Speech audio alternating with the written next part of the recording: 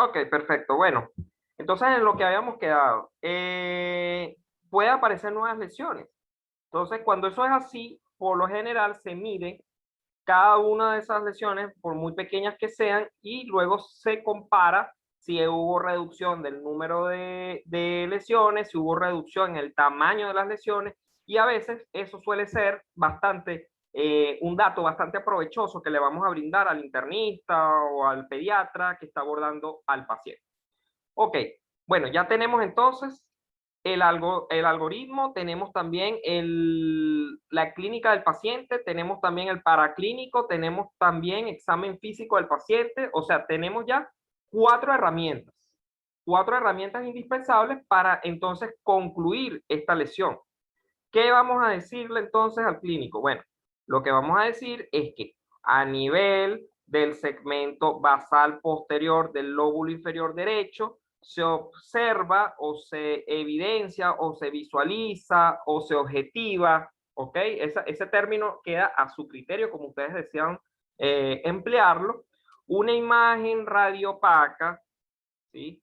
De bordes parcialmente definidos, de morfología redondeada, con presencia de broncograma aéreo en su interior, que determina signo de la silueta negativo con el hemidiafragma correspondiente, no tiene otros hallazgos asociados radiológicos, ¿verdad?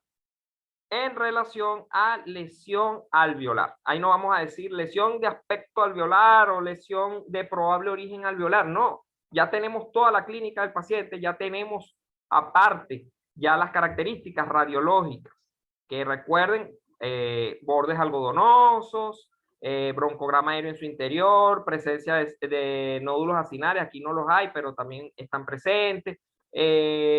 Aparte de eso, una imagen pues que es de tipo radiopaca, etcétera, etcétera, etcétera, nos va a orientar a que se trata de una lesión de origen alveolar.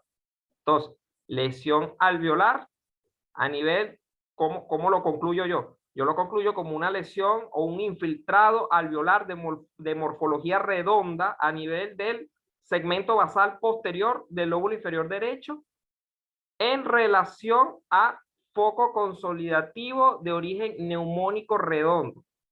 Entre paréntesis, neumonía bacteriana o neumonía redonda. Y listo. Ya con eso imprimo mi informe, imprimo mi diagnóstico y se lo llevo directamente al clínico si lo va a venir a buscar. Eso es todo lo que se aborda en este tipo de lesión. ¿Algo más va a agregar, doctor Palermo? No, no, en absoluto. Todo muy bien. Todo perfecto.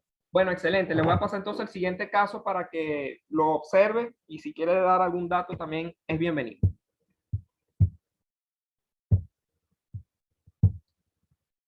Bueno, el caso 2, un paciente que acude por dificultad respiratoria, pequeños esfuerzos y durante la noche. Aparte, también acude con un importante signo de la fovea al momento de realizar la palpación de los miembros inferiores, especialmente hacia las zonas más declives distales de los miembros inferiores en relación a ese edema. Y bueno, tenemos también que un paciente con un antecedente de larga data hipertensivo, probablemente mal controlado. Entonces, doctor Palermo, aquí está la imagen.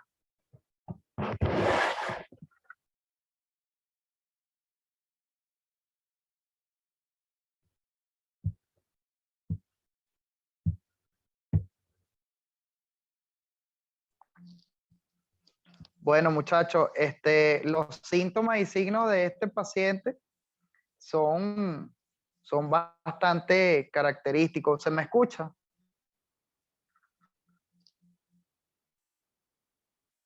¿Se me está escuchando, doctor Manuel? Sí, perfecto, doctor. Ajá. Probablemente estemos en el contexto de un paciente con patología cardiovascular, quizá una patología cardiovascular crónica, donde pueda coexistir también una insuficiencia cardíaca, un agrandamiento de las cavidades cardíacas, una cardiomegalia como tal, podría haber en este paciente, sencillamente guiándonos por la clínica. El hecho de que la disnea sea nocturna nos pudiera hablar a favor, habría que interrogar más al paciente acerca de si esa disnea se relaciona con la posición horizontal cuando el paciente está en la cama, teniendo que adoptar la posición de sedestación para poder tener una mejor capacidad para respirar. Entonces, son datos muy importantes. También lo son los edemas como tal. ¿Se me escucha, doctor Ceballos? Sí, O sea doctor, que perfectamente. hay siento como un poquito de dificultad en el internet, hay como un poquito de fallas en el internet, por eso pregunto a cada rato que se me escucha. Entonces, el hecho de que el paciente presente edemas en las zonas de declive también es otro hecho que nos puede hacer sospechar en trastornos cardiovasculares. ¿Ok? Entonces, esos son datos clínicos que debemos tener bien en cuenta a la hora de realizar el análisis de la imagen. Eh, Sabemos muy bien que la insuficiencia cardíaca puede o hay un alto riesgo también de generar enfermedad respiratoria, sobre todo su complicación aguda más frecuente es el edema agudo de pulmón, que es una de las consecuencias que ponen en riesgo vital al paciente inmediato y que constituye una emergencia muy común por demás en la clínica diaria. Creo que muchos ya habrán manejado casos de edema agudo de pulmón con seguridad. Entonces, debemos hacer el mismo enfoque en radiológico, ¿ok? Debemos en este caso evaluar, como bien señala ahí el doctor Ceballos, está haciendo una evaluación ahí apreciativa de lo que es la silueta cardíaca. Y aquí vamos a calcular algo que se llama índice cardiotorácico, que debería estar por debajo de 0.5. Cuando está por encima de 0.5, que en este caso definitivamente lo está al ojo por ciento, sin realizar el cálculo, ya sabemos que hablamos de una cardiomegalia. Recuerden que también pueden establecer el diagnóstico al ojo por ciento haciendo unas líneas a nivel de lo que es el hemitórax izquierdo, donde en teoría esa línea no debería ser sobrepasada por el ápex cardíaco. Cuando el ápex cardíaco sobrepasa esa línea o cuando el ápex cardíaco se acerca más a lo que es el borde lateral de la caja torácica o inclusive contacta con la pleura, con lo que sería la pared torácica a nivel lateral, estamos hablando ya de grados altos de lo que es la cardiomegalia. Estaríamos hablando de un grado 4, inclusive cuando llega a la línea medio clavicular puede considerarse grado 1, cuando la sobrepasa el 2, el 3 en un término medio y el 4 sería cuando contacta ya directamente con la pared, entre estas características. Pero si queremos ser más exactos, calculamos el índice cardiotorácico, donde debemos medir varias longitudes, debemos medir la longitud ventricular izquierda, la longitud a nivel de las aurículas, la de mayor tamaño, y dividir eso entre la longitud total de lo que es la cavidad torácica. Y eso nos va a dar, yo me imagino que lo vieron en las clases, formulita sencilla para el cálculo de este índice cardiotorácico. Ahora, si tenemos el contexto de un paciente con insuficiencia cardíaca, con una cardiomegalia y nos llega a la emergencia con una disnea aguda. ¿Me puedes recordar alguno de los aspectos clínicos, doctor Ceballos, que tenía el paciente? Disnea y edema, fue lo que escuché, de verdad. ¿Hay algún otro aspecto? Sí, doctor, tenía hipertensión arterial de larga data. Ah, bueno, hipertensión arterial, recuerden que estos pacientes también van a tener muchas veces hipertensiones, inclusive refractarias, ¿ok? Hipertensiones refractarias y bueno, yo he tenido inclusive casos de pacientes que hemos tenido que recurrir a terapias muy agresivas para poder controlar las cifras atensivas. Entonces, ¿qué sucede? En este paciente hay que evaluar la esfera pulmonar y evaluar la posibilidad de un edema agudo de pulmón. Hay que observar la radiografía en todo su esplendor. Vimos la silueta cardíaca, estamos viendo, tenemos que buscar los recesos costodiafragmáticos que se ven ocupados a ambos niveles se ven muy radiopacos. Vemos también que lo que son los campos pulmonares y su radiopacidad difusa. Déjame voltear un poco hacia acá. Ok, y obviamente vamos a observar también las líneas o las líneas que nos denotan un engrosamiento intersticial. En este caso podemos observar que hay líneas A de Kerley, podemos verlas fácilmente, y también logro ver un poquito líneas A de Kerley. B de Kerley y A de Kerley, y vemos un poquito de engrosamiento intersticial difuso en ambos campos pulmonares. Entonces, eso es muy importante porque son signos característicos también de que nos pueden ayudar a identificar el edema agudo del pulmón. Inclusive en el edema a veces las cisuras se pueden ver más delimitadas, sobre todo en la PA se va a ver la cisura, en algunos casos la horizontal, porque recuerden que las cisuras oblicuas o mayores están un poco más hacia los vértices de forma inferior. Entonces eso es muy importante. En este paciente, entonces, vamos a tener un edema agudo de pulmón asociado a una insuficiencia cardíaca congestiva, y obviamente vamos a tener una cardiomegalia importante, grado 3 a 4. Vamos a tener también un importante signo de hipertensión pulmonar. Se ve claramente en esa línea, doctor Manuel, si puede señalarla allí, en lo que corresponde entre el arco donde debería estar el botón aórtico y esa línea que va desde allí hasta el ventrículo izquierdo. Fíjense cómo está esa línea recta. Cuando usted tiene una línea recta allí, debería quedar un espacio por debajo de esa línea entre la arteria, entre el botón aórtico y lo que es el ventrículo y la aurícula izquierda, vacío, en oscuro, ocupado por aire. Fíjense que acá no hay nada. Por debajo de esa línea está completamente radiopaco, y eso es un signo que nos puede ayudar a sospechar una hipertensión pulmonar. Y en este caso no es raro pensarlo, porque estamos en el contexto de una insuficiencia cardíaca congestiva complicada con un edema agudo de pulmón. La cardiomegalia 3 a 4, definitivamente, si tuviésemos una lateral, pudiéramos ver también los crecimientos desde el punto de vista ventricular y auricular. Y es muy importante que ustedes tengan en consideración todos estos detalles. ¿Algo que quieras aportar, doctor Ceballos, para profundizar un poco más en la rayos Bueno, X? doctor Palermo, aquí hay uno de los muchachos con una duda. Él dice, es el doctor Martín, dice, el paciente presenta clínicamente datos de IC probable, secundario a la hipertensión de larga evolución. Pero en la rayo X PA de tórax se encuentra con datos de cardiomegalia, con varias radiopacidades basales bilaterales, homogéneas, difusas en campos pulmonares. ¿Podría pensarse en edema pulmonar? Y Sí, aparte, es un edema. sí, Ajá, no, no, continúa. y dice, ¿es correcta esta interpretación? ¿Qué más se le podría agregar?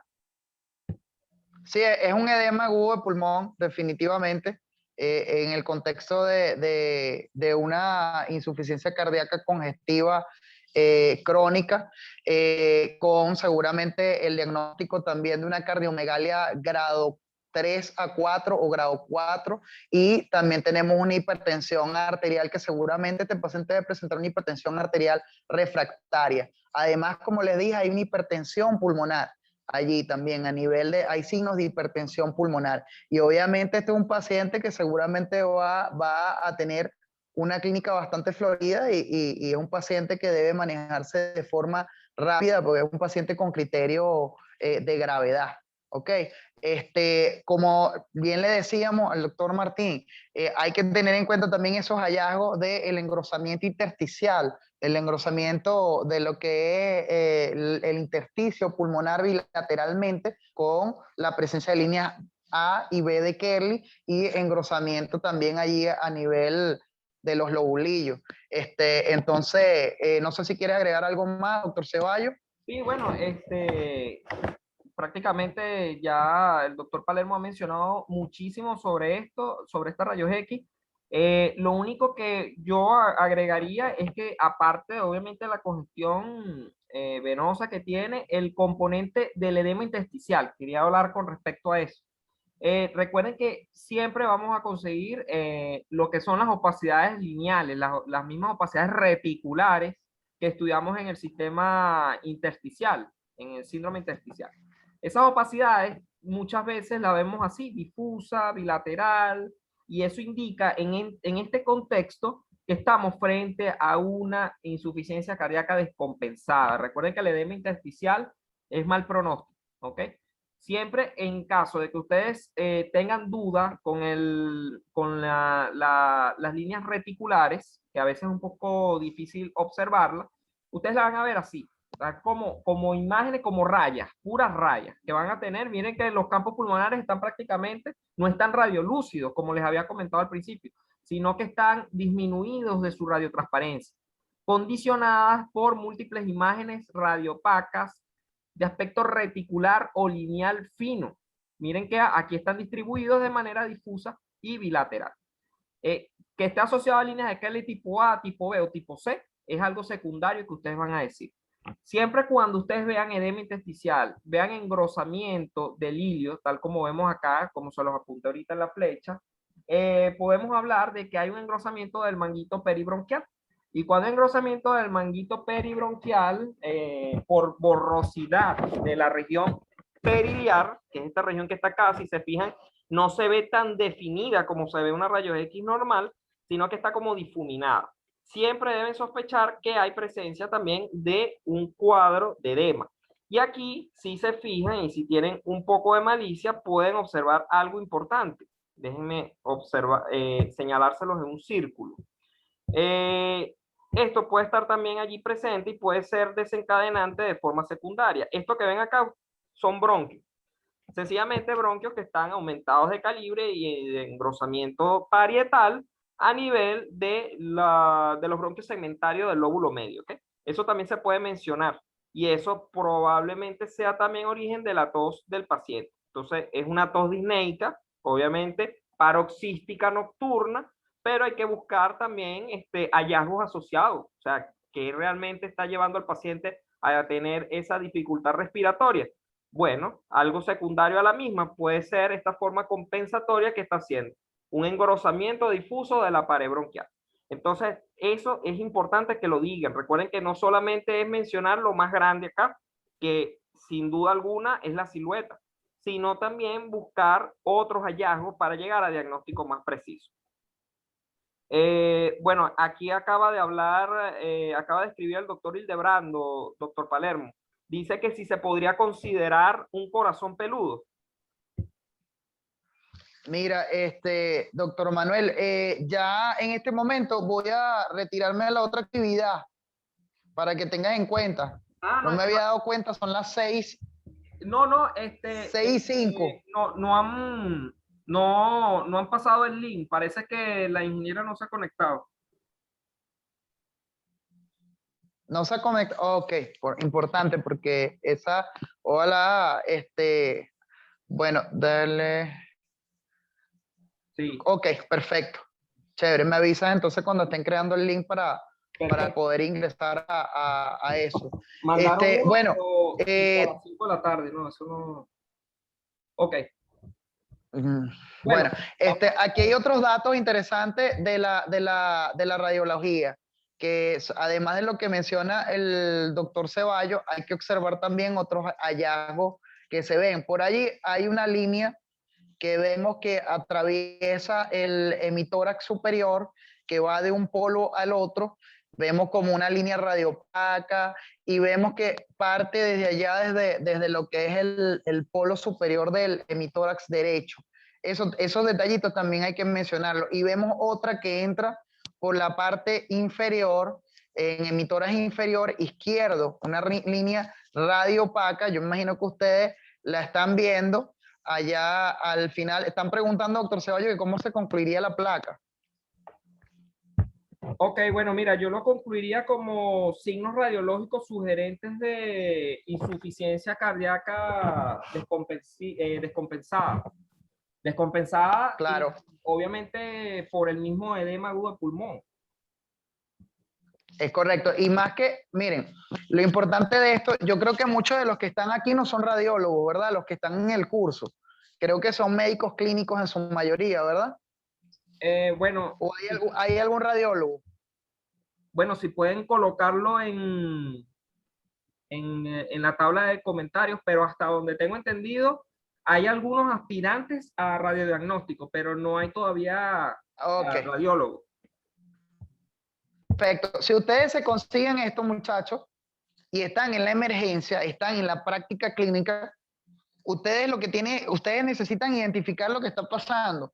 Ya habiendo visto todo esto, una silueta cardíaca con una cardiomegalia importante, con una hipertensión pulmonar, con un edema bilateral difuso, con engrosamiento intersticial de tipo reticular bilateral difuso, con línea A y B de Kerley, con señales de broncopatía o de bronquiectasia, que como mencionaba el doctor, ustedes ven todo esto, más la clínica del paciente, lo primero que tienen que hacer es correr a tratar a ese paciente, porque es un paciente grave, que en cualquier momento puede, podemos perder la batalla con este paciente si no lo abordamos inmediato. Ahora, si ustedes son radiólogos, si ustedes son especialistas ya en esta área, claro, ustedes van a escribir el diagnóstico a la perfección, todos los hallazgos, como se les va a indicar ahorita, cómo se va a concluir el estudio de una manera, pero bueno,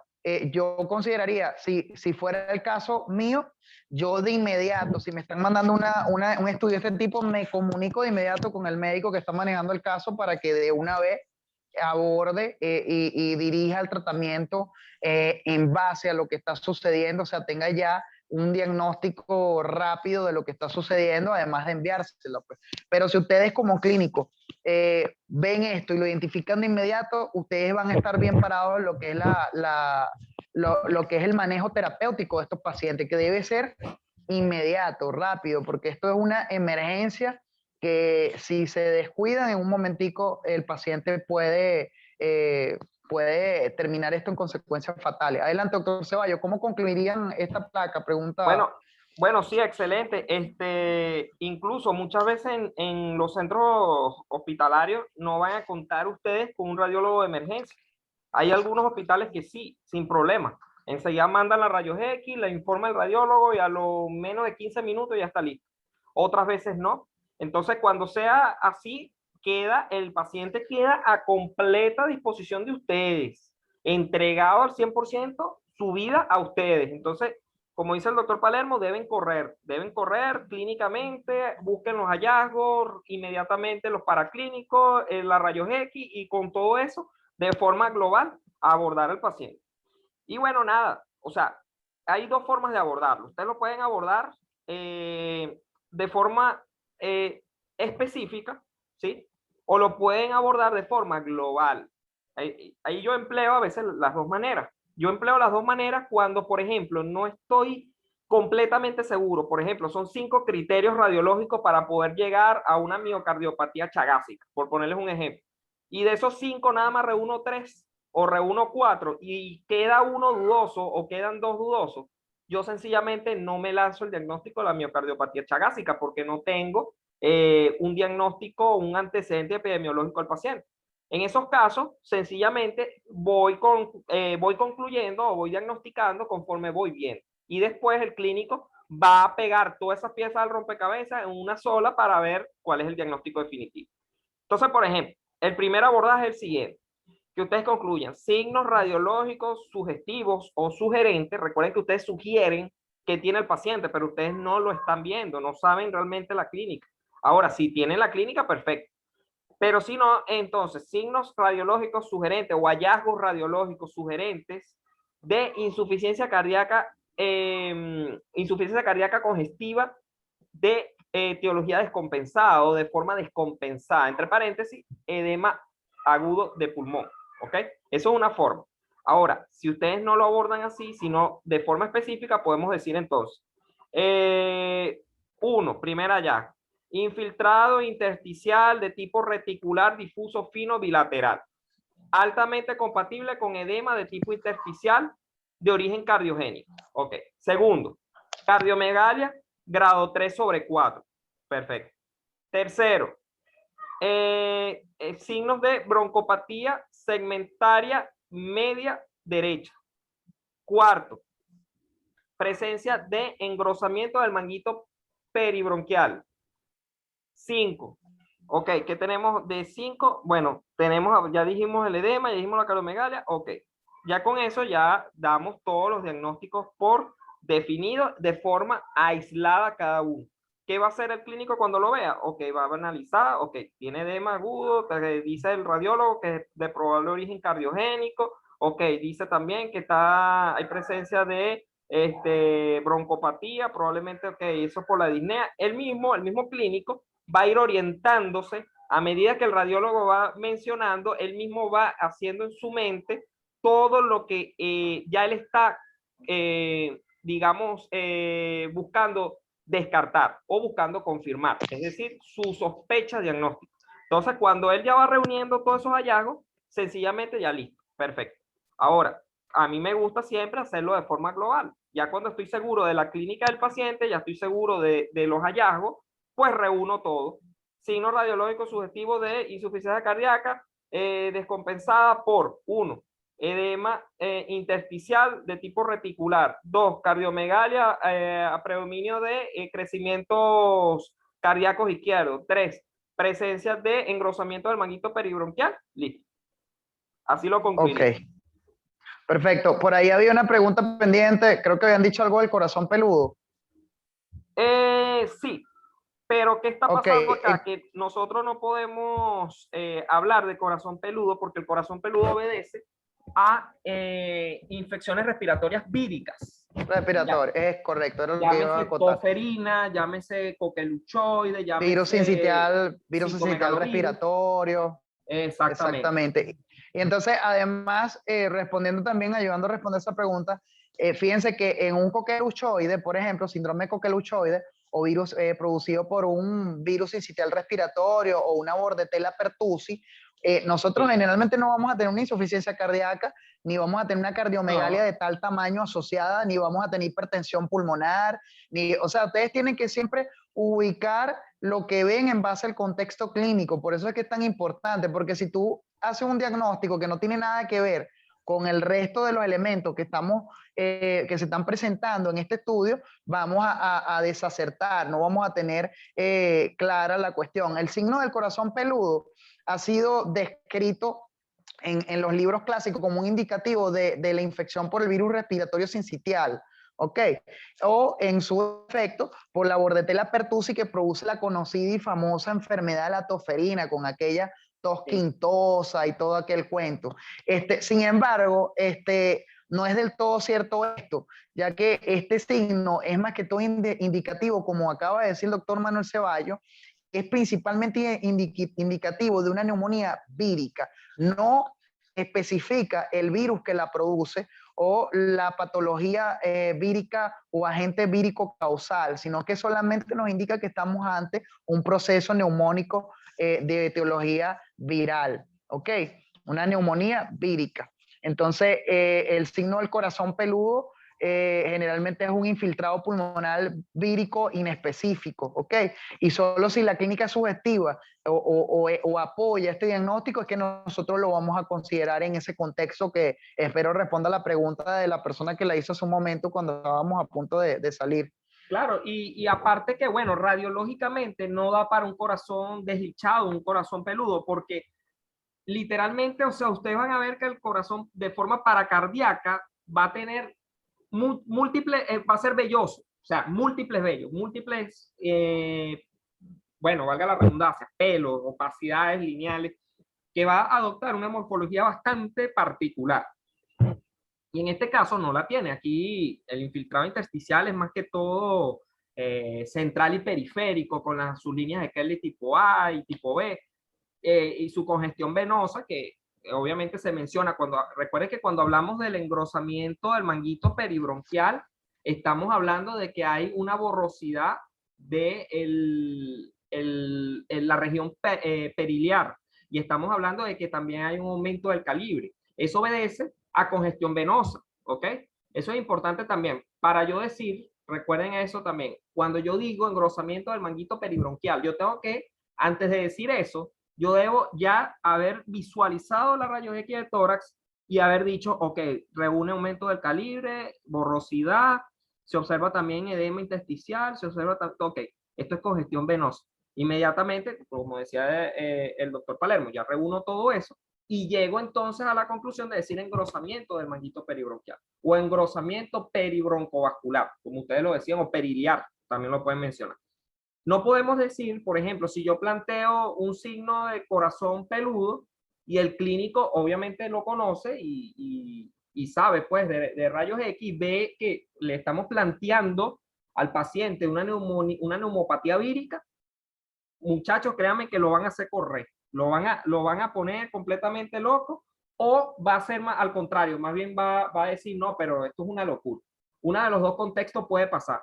Entonces, siempre hay que recordar que todo lo que pongamos en el informe, en el caso de ustedes, todo lo que digan o mencionen en la revista, o en el caso clínico, o en la presentación a un interconsultante, va a depender de la conducta, porque ellos, el especialista confía en ustedes.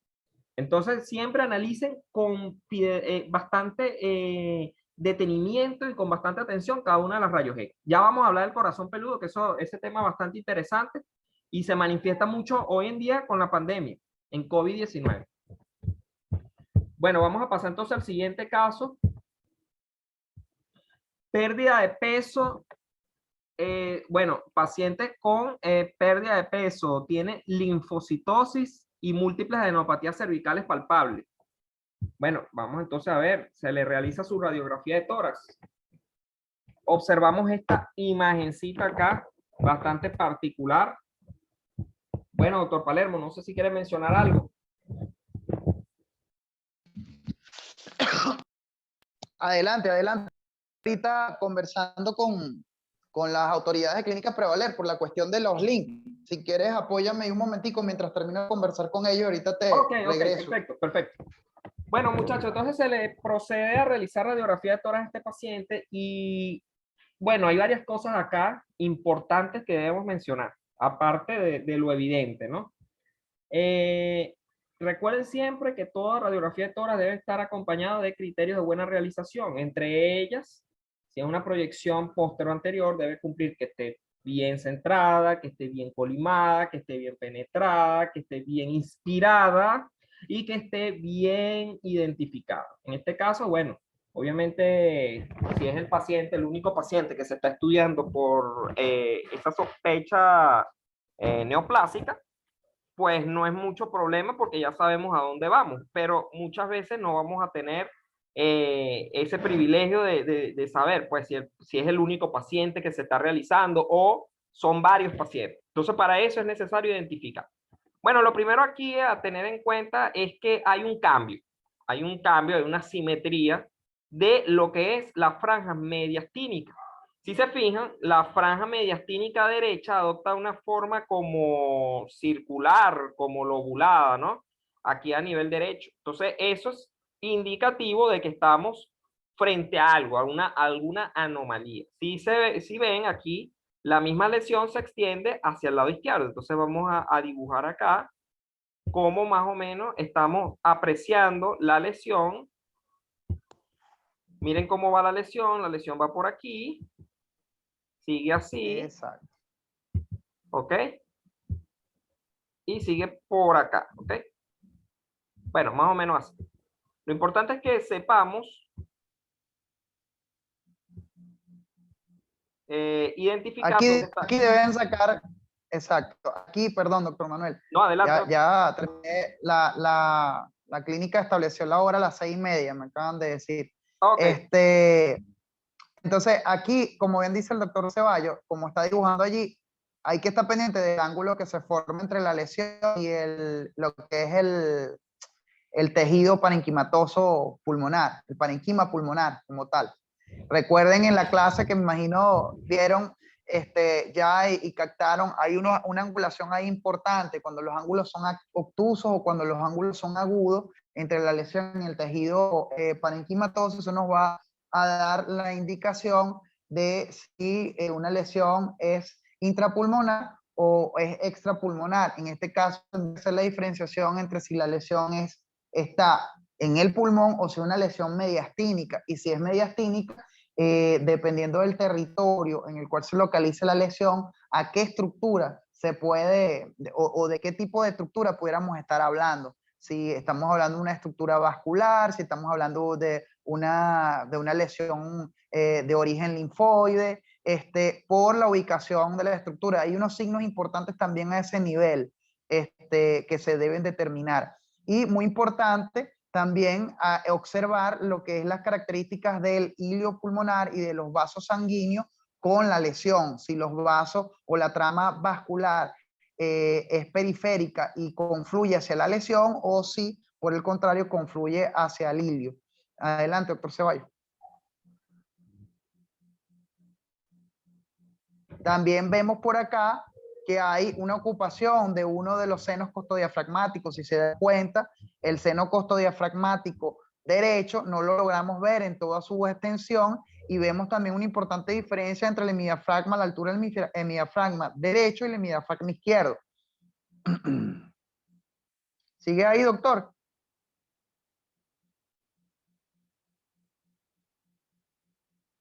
Creo que el doctor Manuel está teniendo problemas con el audio, si no me equivoco. Entonces, en este caso, tenemos que evaluar todas esas características, evaluar ambos campos pulmonares, verificar que ambos campos pulmonares tengan unas características normales, y ya ahí estamos viendo varias de las características importantes en esta radiografía. ¿Ok? Vemos, creo que regresó el doctor Manuel. Sí, perfecto. ¿Me escuchan? Había tenido problemas con el internet, seguro. Sí, sí. Ajá. Bueno, Entonces,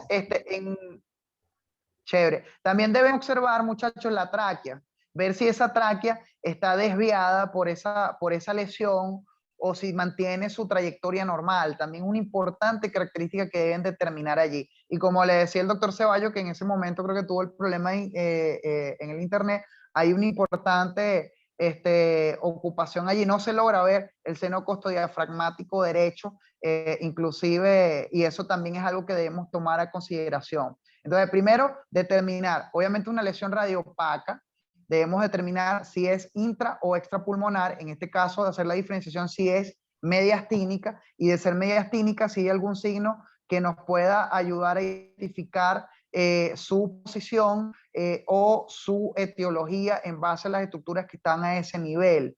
Y también verificar si tiene alguna relación en lo que son esos signos, también ya los deben conocer, referente a la vascularización, si las estructuras vasculares confluyen hacia la lesión o confluyen hacia el hilio. Adelante, doctor Ceballos.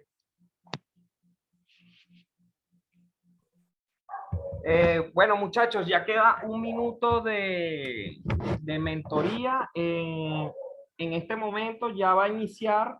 Bueno, el doctor Palermo tiene otro compromiso, otra clase de ecografía, ya está a punto pues de dejarnos. Y en este momento, y claro, le extiendo la invitación a todos ustedes, va a comenzar una ponencia interesantísimo de síndrome post-COVID, ¿ok? El link pues se los voy a facilitar a ustedes también para que ingresen. Es bastante interesante. Se va a abordar también lo del famoso uso de la ivermectina. Ya últimamente se ha dicho que no, pero ahora parece que sí. Entonces, bueno, en Sí. esa controversia estamos realizando yo lo empecé, claro, ¿sí? yo lo empecé a indicar, doctor. Bueno, ya la Sociedad de Sí. Infectología Venezolana todavía se abstiene al uso, pero ya hay varios países, no solamente europeos, ya aquí en América, que ya oficialmente se está comenzando a utilizar. Ya tiene muy buenos resultados profilácticos y clínicos. Mira, yo sinceramente no estaba de acuerdo en la ivermectina de que la OMS dijo que no, pero parece que los estudios que se están llevando a cabo son bastante importantes y le están dando bastante fuerza al uso de la ivermectina, ¿ok? Es correcto. Es que si vamos a ver ninguno de los medicamentos, los únicos que tienen